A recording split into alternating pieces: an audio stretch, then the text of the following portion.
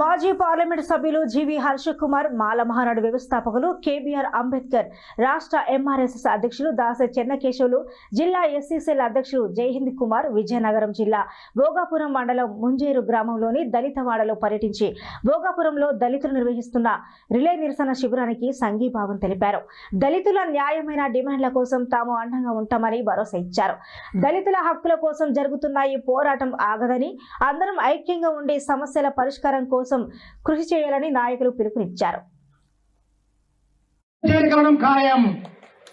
మీరు అనుకోవచ్చు, ఎమ్మెల్యే గారు మా పక్కన ఉన్నారు, ఉప ముఖ్యమంత్రి పవన్ కళ్యాణ్ గారు మా పక్కన ఉన్నారు, ముఖ్యమంత్రి చంద్రబాబు నాయుడు గారు మా వెనక ఉన్నాడు, సకల శాఖ మంత్రి లోకేష్ గారు మా సర్వమై ఉన్నారని అనుకుంటున్నారేమో.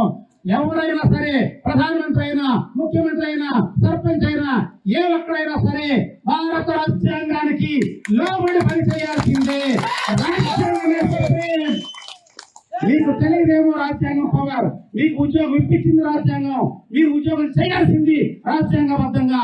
అటువంటి రాజ్యాంగాన్ని ధిక్కరించి, రాజ్యాంగాన్ని వ్యతిరేకించి ఎవరైతే షెడ్యూల్ క్యాస్ట్ వాసుల మీద, కాలనీ మీద మురికి పోయడానికి కంకణం కట్టుకున్నారో వాళ్ళ తరఫున మీరు వత్తా తీసుకున్న అధికారులారా, మిమ్మల్ని ముఖ్యమంత్రి కాపాడలేరు, ఎమ్మెల్యే గారు కాపాడలేరు, ఉప ముఖ్యమంత్రి కాపాడలేరు, స్థానిక అధికార పార్టీ నాయకులు ఏ ఒక్కరు కూడా కాపాడలేరు.